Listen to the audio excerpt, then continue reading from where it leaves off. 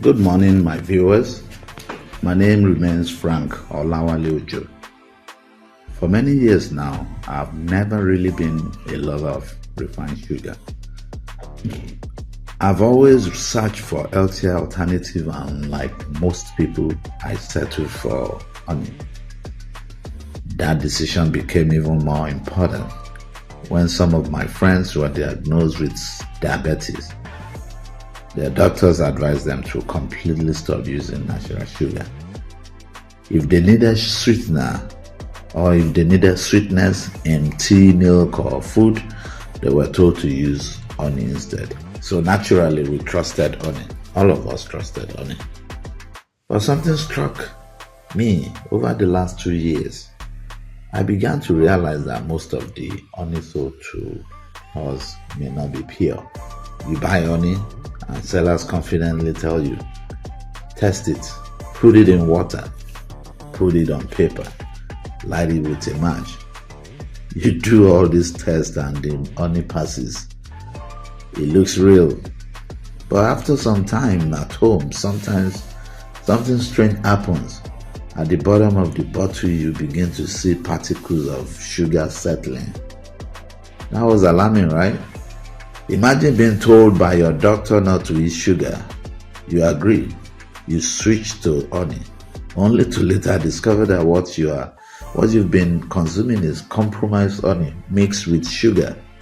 That realization worries me deeply. So I stopped trusting claims and started doing my research. I sourced honey from different places: Taraba, Adamawa, Benue. Everyone that sells honey there claims they have pure honey. But I realized that the honeys were not even pure. So shortly after the last Christmas, I meant the 2025 Christmas, someone told me about a honey farm, a place where I could actually see the process myself, a place where I could actually get the real honey.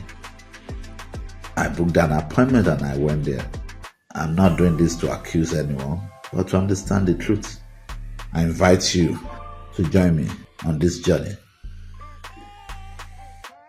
The farm is owned by Mr. Sonny, and he calls it Sonny the Beekeeper.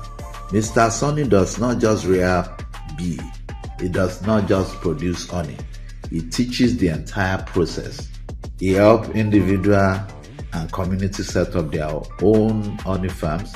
That includes constructing proper beehives, the environment where the bee lives, introducing the bees into the hives correctly, monitoring their growth and productivity, and teaching how to harvest honey safely and professionally. This is not guesswork. It is guided system from setup to harvest. What matters to me here is not claims, but process, not promises, but practice. This is why I came to see, to learn, and to understand how real honey is produced.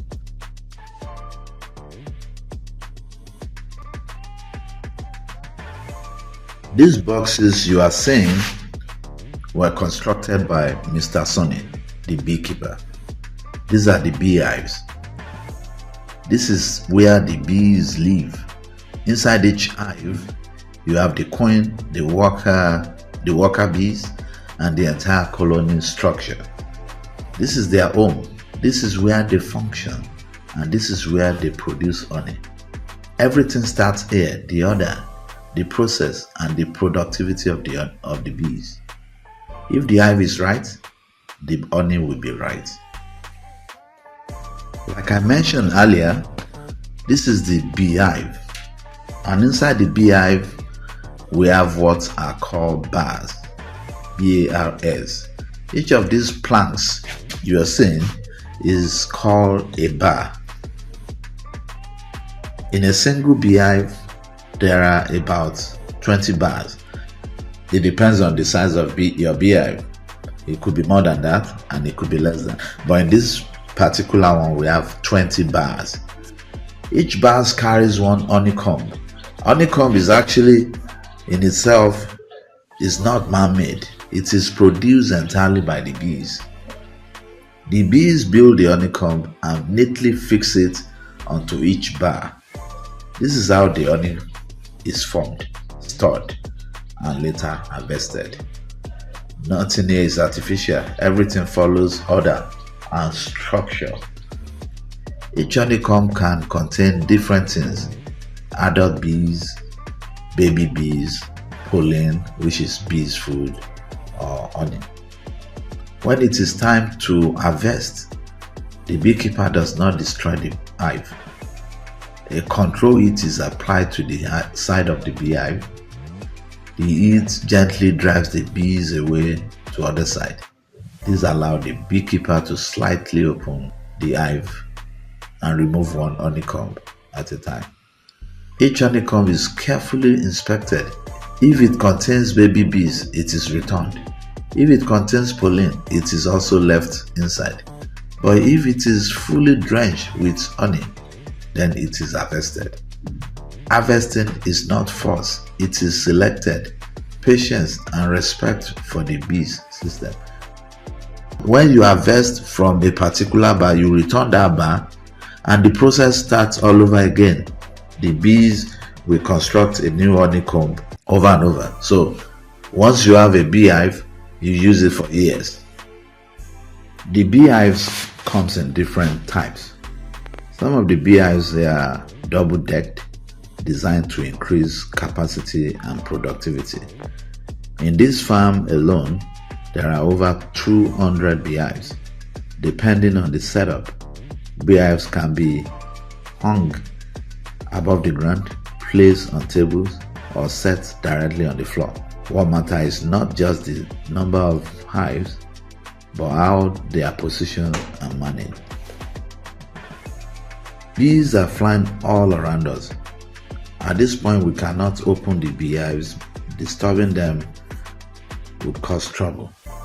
If you look closely, you notice cashew trees planted around the farm. When I asked the beekeeper why, he explained that cashew is a bee-friendly tree. When the cashew fruits ripen and fall, bees feed on them, and in the process, they also pollinate the trees. The same applies to mango trees and moringa trees. Moringa flowers are especially attractive to bees. If you want to build a bee colony, that is an area with several beehives, you need more than just boxes. You should plant cashew trees, mango trees, moringa trees. This ensures bees find food within their domain instead of flying far in search of it. Providing a nearby water source also helps because water supports beehives activity and improves honey production. Healthy bees depend on a supportive environment, not just beehive. If you want to start a honey farm, there are two main options available to you. First, you can purchase a ready constructed beehive. Once you take it to your farm, the beekeeper will help you apply what is called bait, a substance used to attract bees. After placing the beehive on your farm, you wait for bees to enter on their own. The bait helps attract them, but sometimes it can take over a month or even 2 months before bees move in. The second option is to purchase a colonized beehive. This type already contains a queen and a worker bee. If you see that small box on top of that tree, that box is called the source hive. The beekeeper will help you carefully transfer the queen and workers into your beehive and relocate it to your farm. Once it's installed in your farm, other bees will begin to join the colony and the beehive, and the hive becomes fully populated. That process marks the true beginning of your honey farm. What you're seeing here is the final product of the honeycomb. This was harvested earlier today, though unfortunately they couldn't wait for us before taking it out. You can see the honeycomb is drenched with honey. To separate it, you squeeze the honey out, leaving the honey on one side and the honeycomb on the other. According to the beekeeper, the honeycomb itself is even more valuable than the honey itself. Once dried, The honeycomb can be used in many ways. It can be used as a bait in a beehive, that's attracting bees into a new beehive. It can be used for cosmetics. It can be used for medicine and pharmaceutical purposes. It can be used for candle making, the candle wax and all that. A dry honeycomb is a versatile resource, far beyond just the honey it once contained. So when we talk about honey farming, remember, it is not only the honey you harvest, but also the honeycomb itself that hold incredible value. These are the final products from the honeycomb. They are 100% pure honey, completely natural. For the first time, I can confidently attest that this particular honey is truly 100% pure. If you've been searching for genuine honey and are unsure where to get it, leave me a message in the comment section. I'll be here to help you.